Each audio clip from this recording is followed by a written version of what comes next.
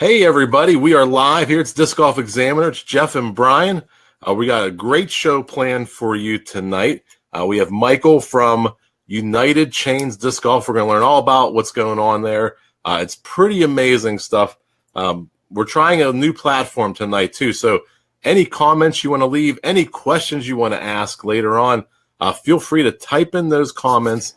Let Michael know what you think. What do you think about the minis? What do you think about some of his charity work that we'll all get into coming up? But we just kind of want to do a little quick update. We're trying to do more of these shows, at least 1 to 2 a week. We've had some great shows last week. We had Disc Golf Scene, and we had the Disc Store. We had Nathan from the Disc Store. Yeah. 2 great shows. I was really impressed with what we walked away with on those 2. I think sometimes we learn more than some of the people watching the show. Yeah, it's always fun talking with these guys, seeing where they came from and seeing how they've gotten to this point and how they're, disc golf's such an interesting sport right now because everybody has a shot at, becoming what they dreamed in this sport. Like everybody who is out there, kind of trying to make their disc golf dreams come true. It's really great to hear their stories, and the Disc Golf Store and I should say Disc Store, as well as Disc Golf Scene were great interviews last week. I definitely suggest checking those out. But we have so much news; it's absolutely ridiculous. So I might as well get a few of the things out there. February 3rd, we're going to be covering the Pittsburgh Flying Disc Ice Bowl. We have a really interesting card. It's at Shenley Park in Pittsburgh, PA, and we have a very interesting card worked up with top-notch pros who are going to shred this course, and it should be a really interesting video to watch. We're talking about Jake Gary, Cody Wingett, Matt Rozier, Mark Verstopnik, Red Whittington being on the card. At least that's what we're planning on, as long as all those guys can attend that day. And it should be a really fun time at Shenley Park. Also, March 17th, we're going to be covering the Shamrock Showdown 2. That's Jacob Johnson. We had an interview with him last year. He is now, I believe, 16, 17 years old, and he is taking on his second tournament.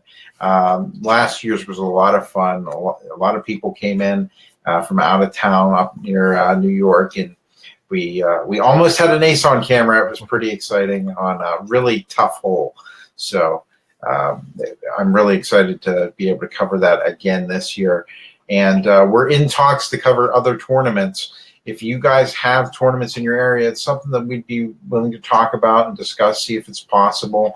Also, if you have a camera and would like to cover an event, we can certainly, take the footage that you have there if it's an event that you want to have featured on Disc Golf Examiner, and I'll edit it and we can do a voiceover to it and everything, and really get other people involved in this too, because Disc Golf Examiner should be more than Jeff and myself. It involves you guys from being such big disc golf fans as we are. So we just want to extend that to you guys. We'll try to make things work out as best we can with that. But yeah, no, there's just a ton of stuff coming down the pipe here, or down the pike, however you want to say it. And we're excited. We're really excited because this year's going to give us a lot of work to do, and it's going to be a lot of fun.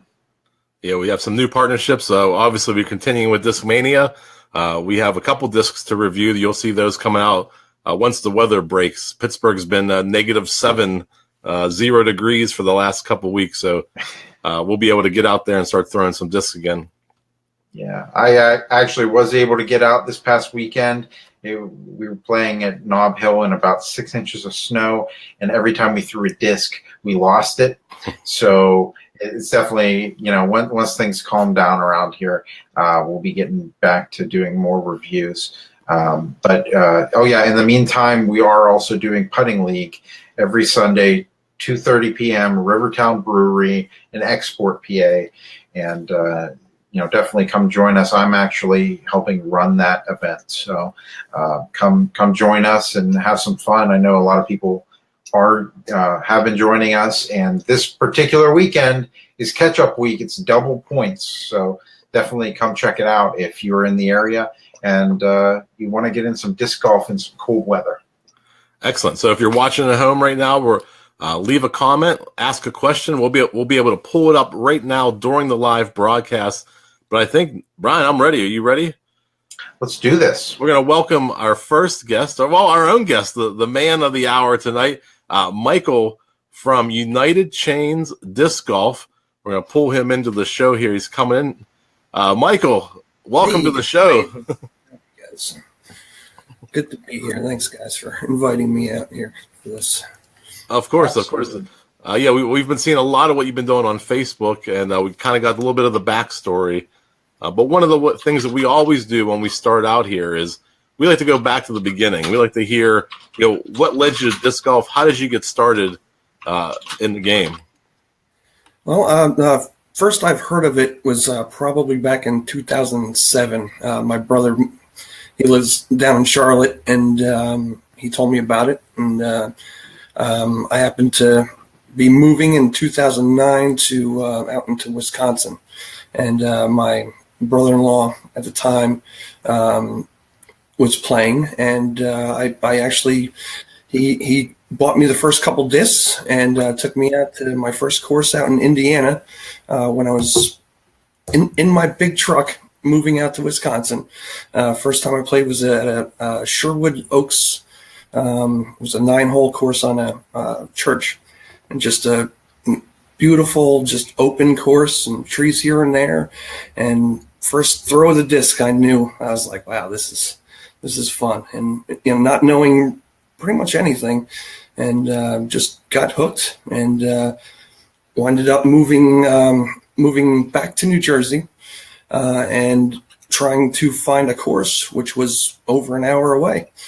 And that was just not good enough for me.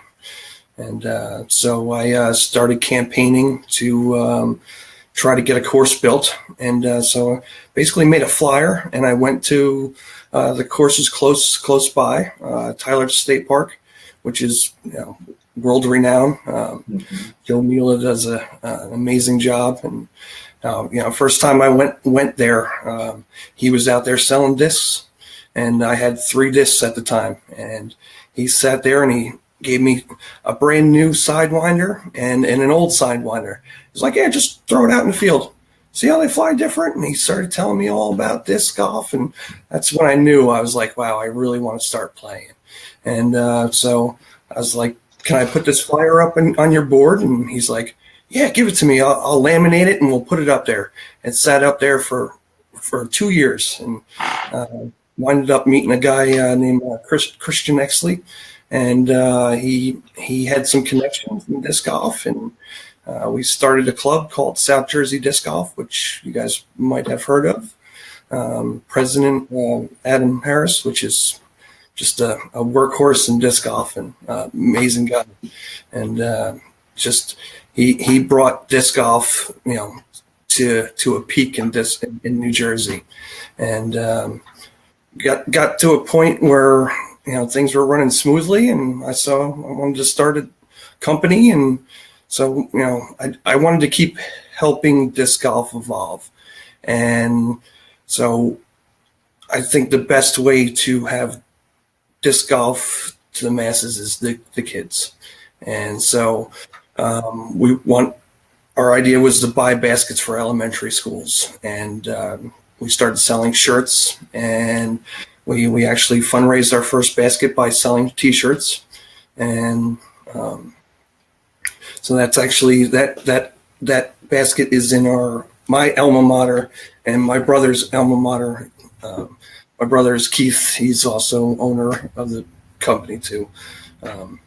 But we try to. We're just trying to give back, and this is our second job. This is our. I mean, I got a full-time job. I make money. This isn't for making money. This is to give back. And when I happened to move to North Carolina to just change a life and wanted to do something different. And my brother has been down here for almost 20 years now, I think, and he's a mixed media artist, and he works with different resins. And so when I came down, we actually made our first mold out of wood, and we shaped it by hand, and then we molded it with silicone, and I mean, it was rough, but we figured out the process of. We've been doing it now for a little over 2 years, almost 3 years actually, and I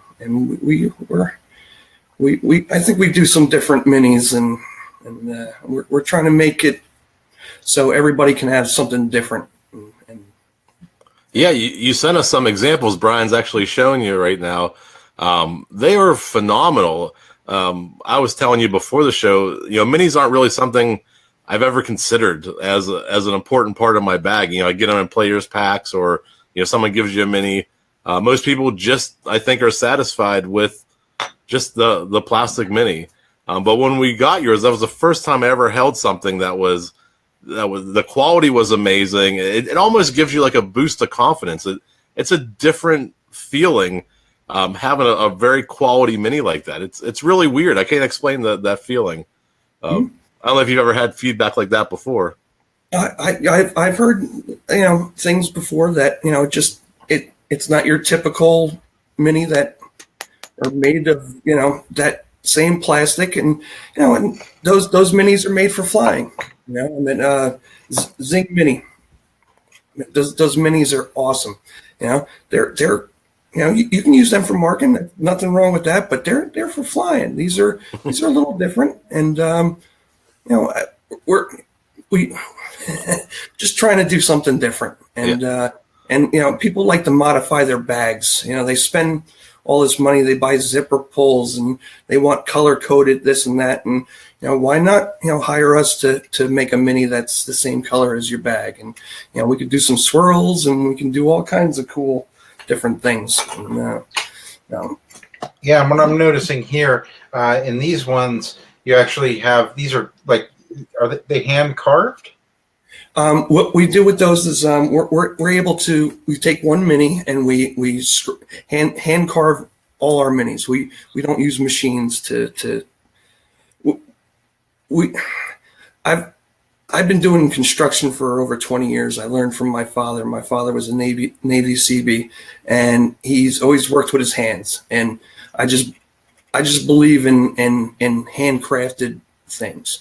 And so we try to do everything by hand. But yeah, that's hand scribed with a Dremel, and then kind of etched in by hand here and there. And then we take that and we actually mold it. And so our molds last around 40 or 50, minis before the molds actually start breaking down and not working so good. So, but they're when they come out of the mold, they're very dull, and the sides are all kind of rough because of the resin. And so we've got to hand sand them all down, and then we hand polish them up. And we put a little coating of Canuba oil on top of those to keep the shine going on there. But they're all made out of resin, so they all can be shined up again. So if you got car wax works real good. Take a little car wax if it gets a little dull, put it on there and shine it right back up, and it's just good. Looks like glass again. I hand polish every one of them.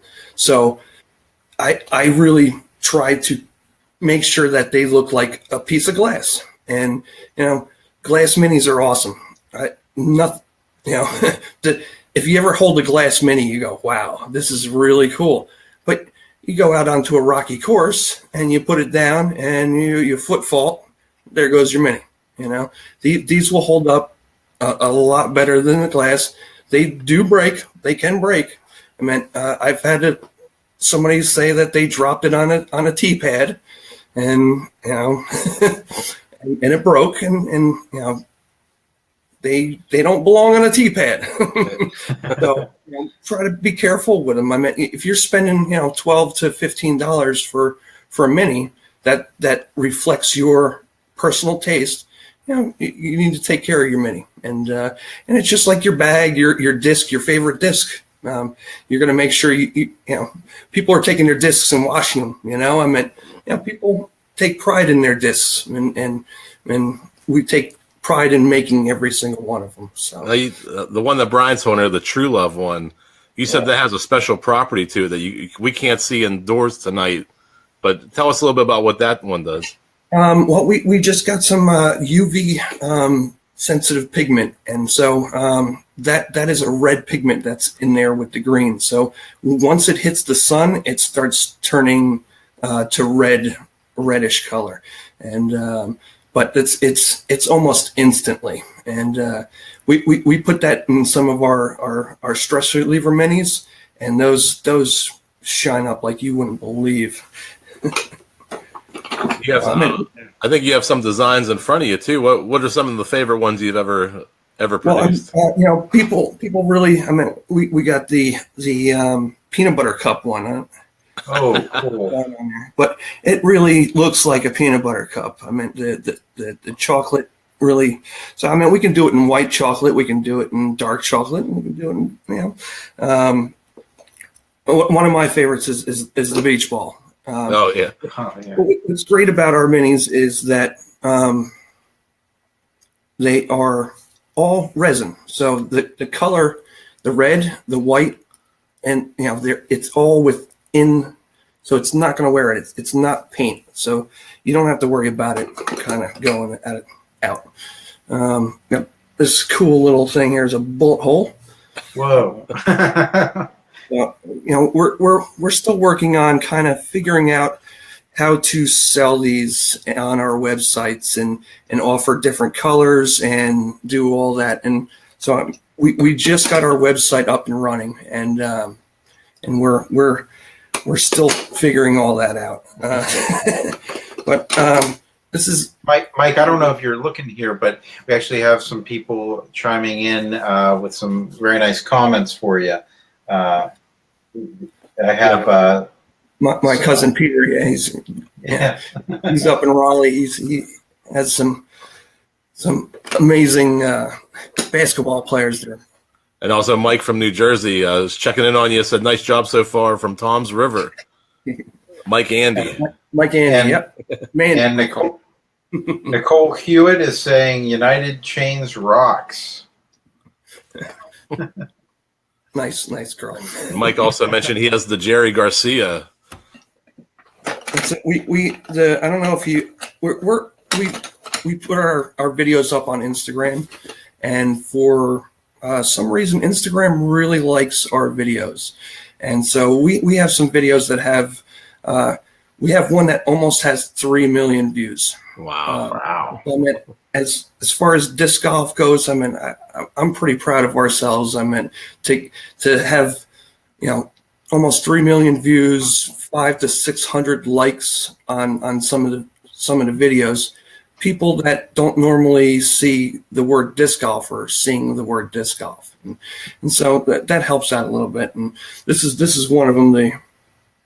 I think this has this has a lot of views, but I can't really see it that good. But that's one of our willies, and I mean we do different finishes too. We got copper finish. I don't know if you can see the glare. Wow, that's cool. This is a brass finish. So it's almost like we can do brass, copper, and aluminum. So I don't know if you can see the shine up them.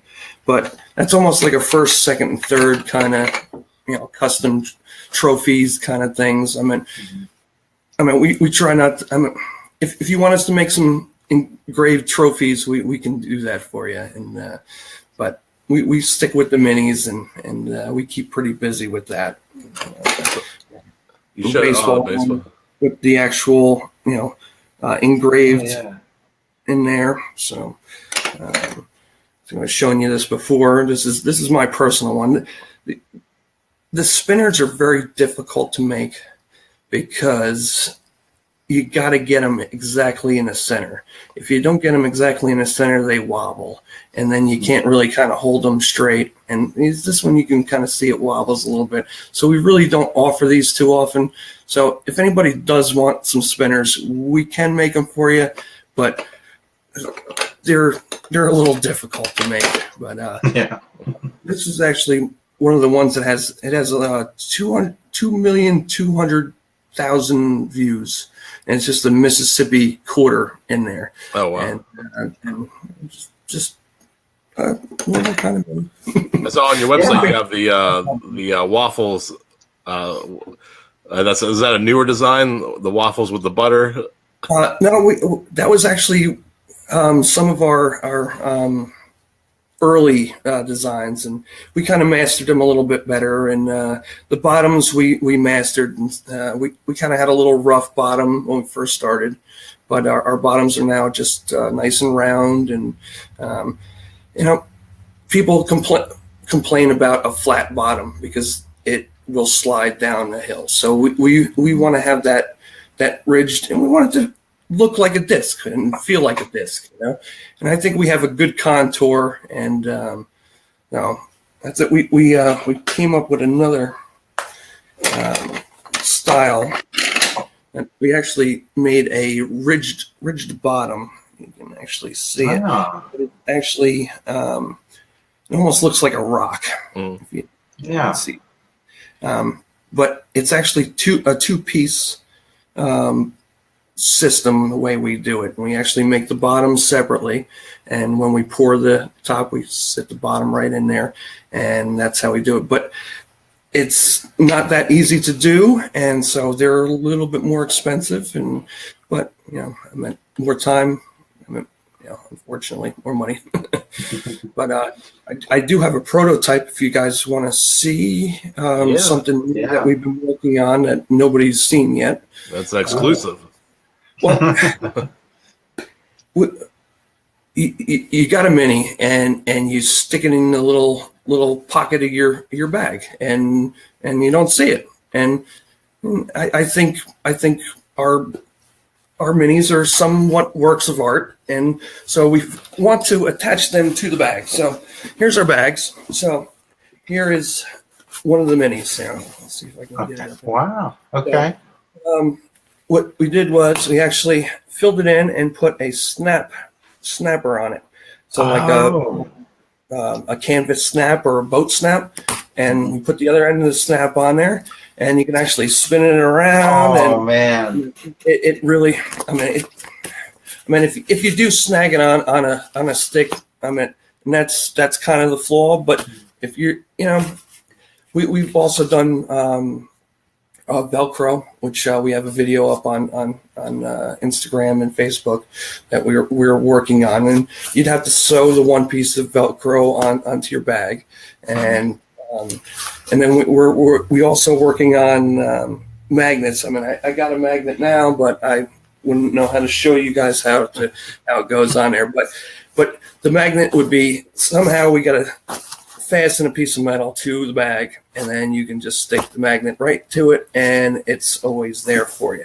So instead of having to search around for your mini, it's right there, right near. Grab it. And then the other thing is we can maybe hook them to the Zuka carts, because I know a lot of people are into carts. And that's what I was going to say. Since you were saying magnets, the carts, perhaps. I don't know if they're magnetic. I haven't tested mine yet. No, most of them are aluminum. Yeah. So, but that's to be a way to. And I'm I'm good with my backpack bag. I'm not a big cart guy, but the carts would be good. We're working on it, and that's it's just me and my brother, and we just brainstorm minis, and we got one thing we really work hard to work on, and want everybody to have their own mini, and if you have an idea, you can shoot it at me. That's cool. That's cool. We were kind of mentioning the website a little bit. It's ucdiscgolf.com. You have minis available, T-shirts available, and then you have some of your initiatives on there. You kind of touched on the first one a little bit, where I believe it's Baskets for Schools. Is that the right title? Yes. And or we call it the basket planners. Basket planners. And so how did where did that idea come from, and kind of how do you even get started approaching a school? Like, here's an idea, I want to bring this into the community. Most schools are very receptive to it because it's for free. How we got started was really just got bored. We didn't have courses in New Jersey. We started getting courses. We started getting players, and we had a club, and we had people doing things. And I'm like, I need more things to do. What else can I do? This isn't enough. And so the thing was like, okay, well, how do you grow disc golf, and how do you make it an everyday thing, or what's the dinner talk? What's that? Sit around the table and what did you do today, kids? And they tell you about the day. What did you do at school? Well, oh, we played disc golf, Dad. Oh, well, what's disc golf? Oh, okay, that's cool. And so if every school can have a disc golf basket, then they'll know what disc golf is. And then from there, it's just them getting a little bit older. Maybe their parents taking them. Hopefully, parents take them out there, and just trying to do more for the sport and watching it grow. The hashtag grow the sport. That's what we're trying to do. And when did you start doing this? When did that idea come about? It's probably 2012, 2013 is when we got our first basket in the ground, and it was our alma mater, and we had a friend, Lisa Wallstrom. She a kindergarten teacher in H&M Potter School, and we presented it to her, and she talked to the principal and talked to the superintendent, and they thought it was a great idea. And the gym teacher actually knew about it at the time, and so he was actually able to do a little program and actually show them stuff during gym class. And he eventually moved over to the middle school, and so we decided to get a basket for the middle school. So now they have a basket too at the middle school. So when they go out of that school, they can go and actually keep playing and getting better. And don't we all? I don't know when you guys started playing, but I didn't start playing until 2009. I was 32, 33. So I wish I knew earlier and could be so much better, but. Well, that comes with time and practice, I'm just happy that I found something that I love to play. I've been playing. I really was introduced to the game back in 2007, but I didn't really get into it until 2013. So that's whenever I started going out and started playing, every single week and having fun with it. But yeah, that's what it's about. Like, once you get them to throw once or twice, it takes off like wildfire, because it's just such a fun sport to play. How do kids react to it whenever they're first introduced? Is it chaos, or are they generally good at learning? Well, when the first basket that we put in, we actually had an assembly we did. It was actually their 40th year jamboree, jubilee. I don't know how to say it, but they actually presented it through that, but we did a assembly. But they would do is bring 3 classes down at a time, and there'd be 60 kids out there, and we'd go around the basket and we'd tell them about the sport, and we had them all throw a couple putters, and then they went back into their class, and we did every single class that day.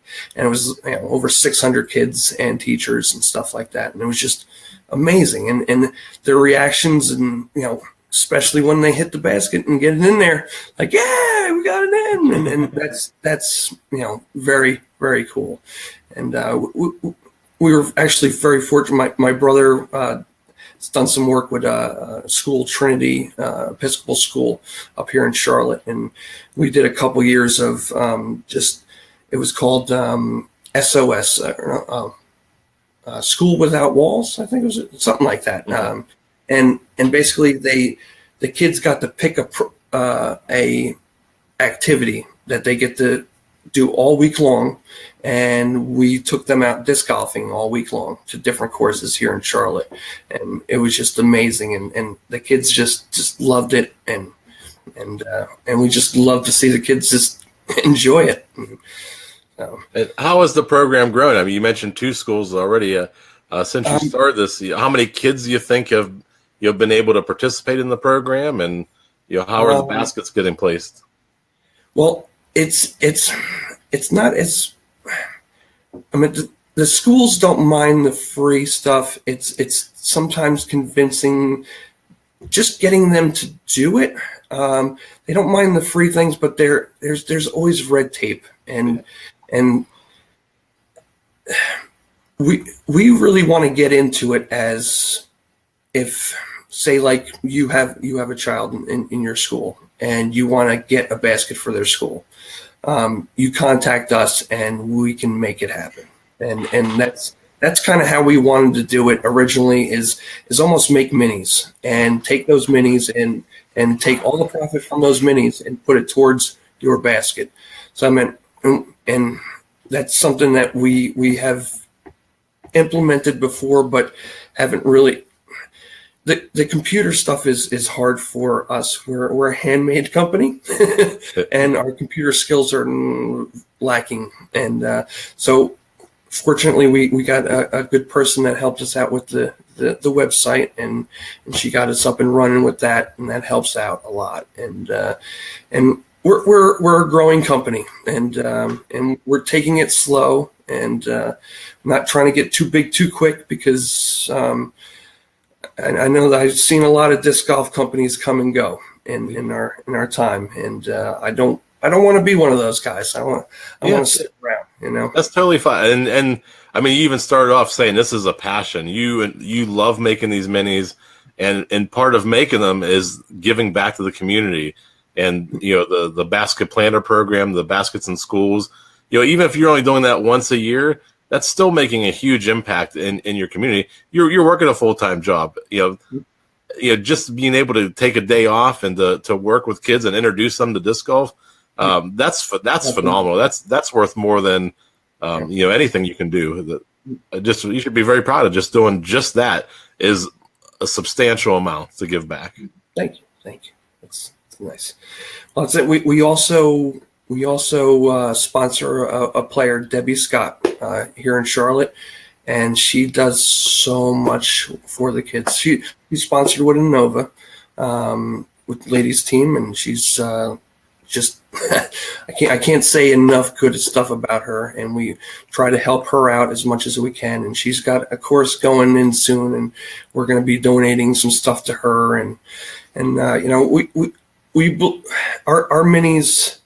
We donate a lot of minis. A lot of companies, there are a lot of local people hit us up, and it's hard for us to say no, because we know that there's so many good causes out there, and so somebody hits us up and says, "Hey, can you send us a couple minis?" And we're like, "Yeah, we can send you out a couple minis, and if that can help out, here and there it's a great thing." And why I got into disc golf is because of the community and how people are and how great they are. And the great people I met when I first started playing, Joe Mila, I'm just a great guy. I can't say enough good. Adam Harris, just good people, And like the late, great Carl Cubbage, just I can't say enough about him and what he did for the sport in New Jersey, and just amazing guy, and we all miss him. And Well, that's the amazing thing about this sport is that I found that there are a lot of positive attitudes in it. Even if somebody's not doing fantastic in a round or whatever, they can still find some type of positive thing to get over it in most cases. And that positivity, that interest, that desire to do better, it's infectious. It's like you just can't get enough of it, and it really drives. In my personal experiences, it's driven me to become a better player and to help other people more. And it's I don't know where this disc golf spirit came from, but it's amazing. It's in the disc, man. It's steady Ed, man. He put it in the discs. It's his fault. I have to ask you. You sent us some stickers, and I have to ask you: do you love donuts or what? Well, that's our donut mini. Our donut mini that.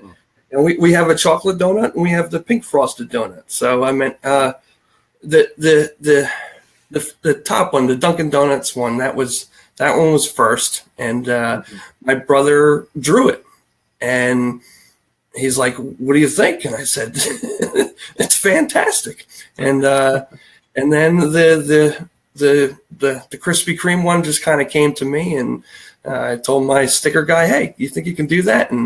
And he came up with that, and I was just like, wow, it's amazing. But, the donut, so gonna mark your lie with a donut. Not a spinner one down there. They're expensive. You don't want the spinners.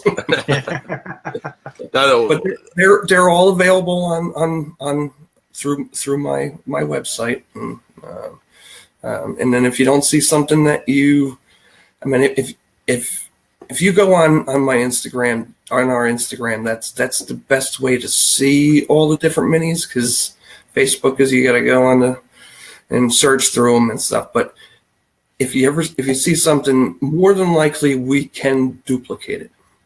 It's going to be different because everything's handmade, but if you see something you like, we can definitely do it for you. Have you ever? You said you could make trophies or prize discs. Have you ever made discs for somebody to do fundraising on their own? No. We'd be glad to. We definitely do a better rate. And if you tell me that the money's going to this or that, then more than likely we'll give you even a better deal, because we believe in helping out, and this is our way to help out and do a good thing. Also on your website you have the basket program, but there's a mention of is it the Levine, the Children's Hospital? Yes. What was the program, or what was some fundraising you did for that cause? This is something new since we started the website, and we're trying to. I've been in talks to what the plan is to start a GoFundMe page for them. So when you're on our page and you buy a mini and you go, hey, you know what, I could throw $1 in, and just any extra money that we can help. The Levine is right down the street from us, and so it's very close, and it's a local cause for us, and here in Charlotte, and we just trying to do our part, and those little buttons that are on those websites, can make a little bit of a difference, and we just try to do as much as we can, and that was another little thing that we try.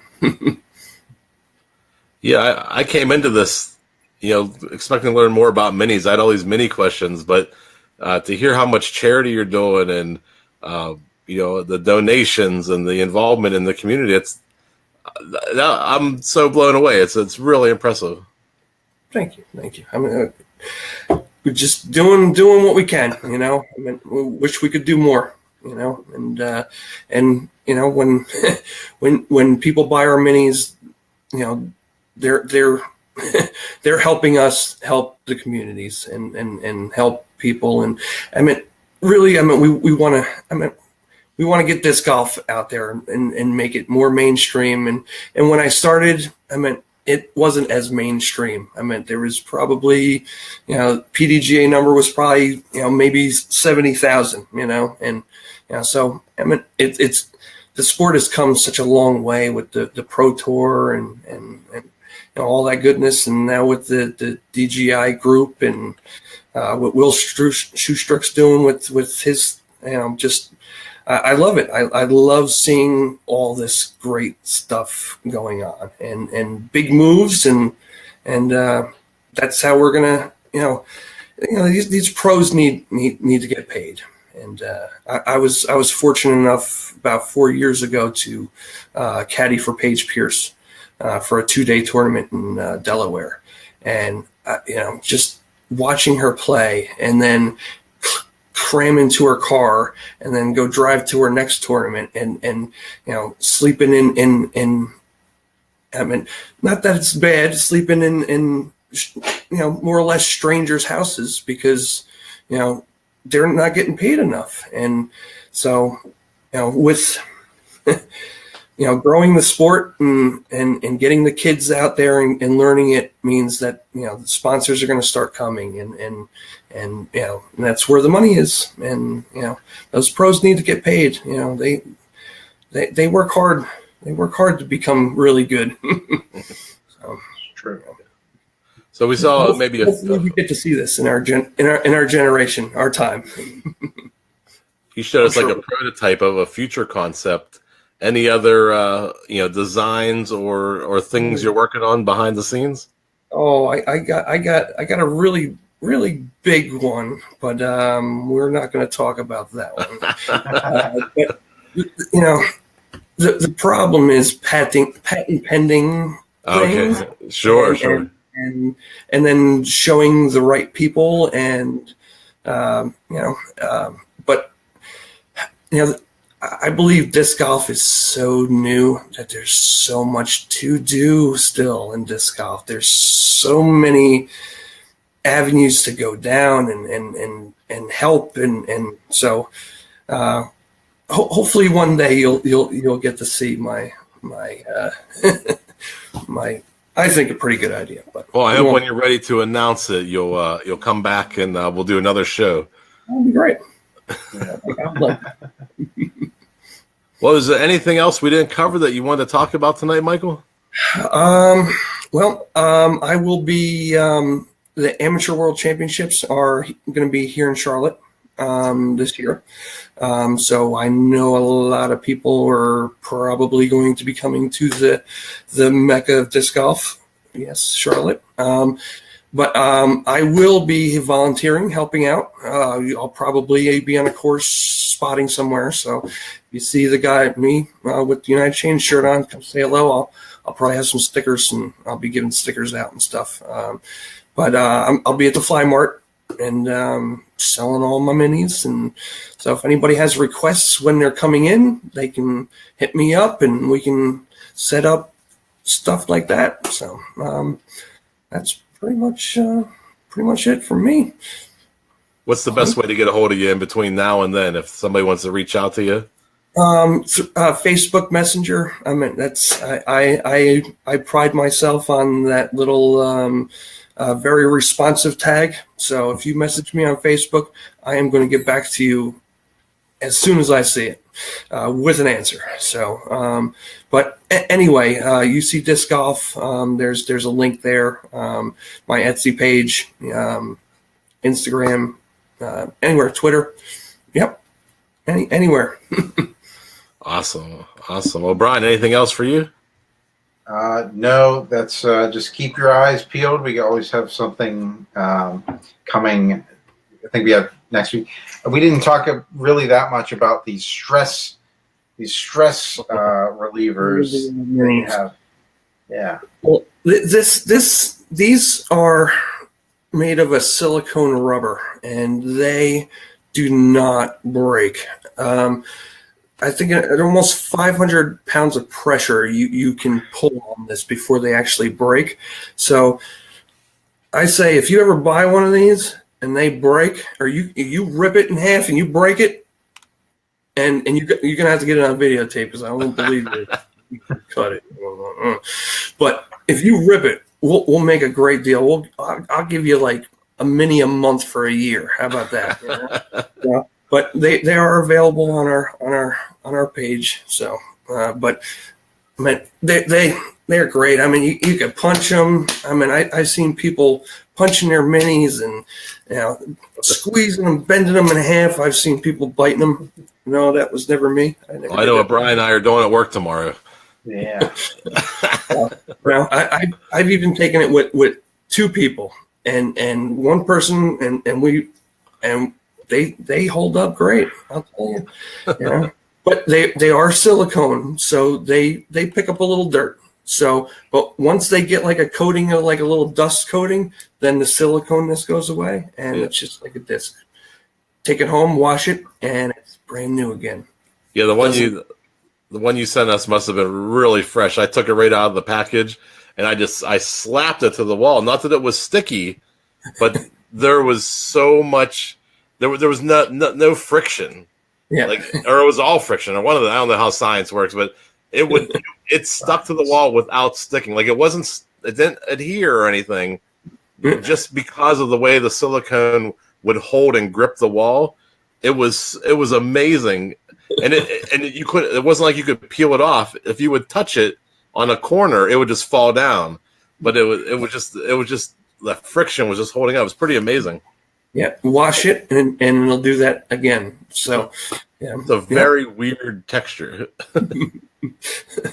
But you know, I get a friend of mine. He just, when he gets upset, he'll just go like this, and he'll just start laughing because it's just flapping it around and just play with it, and that's the thing is you want to be happy out there on the course. That's why you're out there playing, right? To be happy, and so you know you get mad, you grab your stress reliever.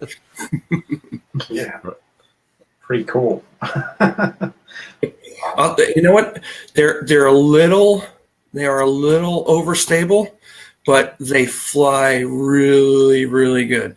So if you take them out in the field, I mean, you can stand probably a good 75 feet apart and have a good little throw with them and stuff like that, and not have to worry about them being damaged or and flicking is probably the better of the throw. So when you're out there playing around with them, you know, you can definitely have some fun. And, you know, you can hit your buddy from 10 feet away with it, you know. Awesome.